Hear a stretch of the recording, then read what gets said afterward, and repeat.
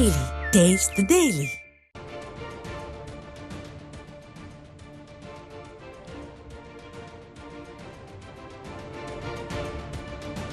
அண்மை செய்தி.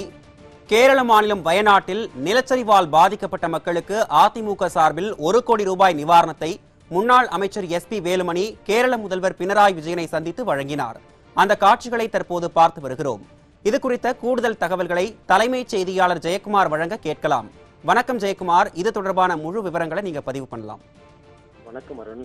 கேரள மாநிலம் வயநாட்டில் நிலச்சரிவால் பாதிக்கப்பட்ட மக்களுக்கு அனைத்திந்திய அண்ணா திராவிட முன்னேற்ற கழகத்தின் சார்பில் 1 கோடி ரூபாய் நிவாரணத் தொகையை அதிமுகவுடைய முன்னாள் அமைச்சர் SP வேலுமணி கேரள முதல்வர் பினராயி விஜயனை நேரில் சந்தித்து வழங்கினார். கேரள மாநிலம் வயநாட்டில் நிலச்சரிவில் சிக்கி 400க்கும் மேற்பட்டோர் பரிதாபமாக உயிரிழந்தனர். இன்னும் தொடர்ந்து மீட்பு பணிகள் தீவிரமாக நடைபெற்று வருகிறது.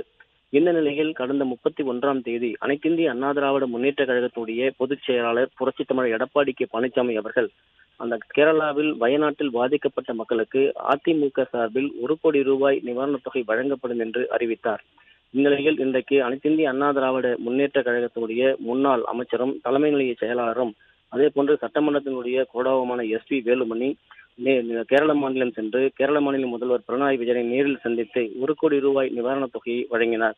அப்போது அனைத்திந்திய அண்ணா திராவிட முன்னேற்ற கழகத்தினுடைய முன்னாள் துணை சபாநாயகர் பொள்ளாச்சி ஜெயராமன், அதிமுகவுடைய கூடலூர் சட்டமன்ற தொகுதி உறுப்பினர் பொன் ஜெயசீலன், கேரள மாநில மின்சாரத்துறை அமைச்சர் கே கிருஷ்ணன்குட்டி, அதே போன்று அனைத்திந்திய அண்ணா திராவிட முன்னேற்ற கழகத்தினுடைய கேரள மாநில நிர்வாகிகள் என அனைவரும் உடனிருந்தது குறிப்பிடத்தக்கது. அருண்,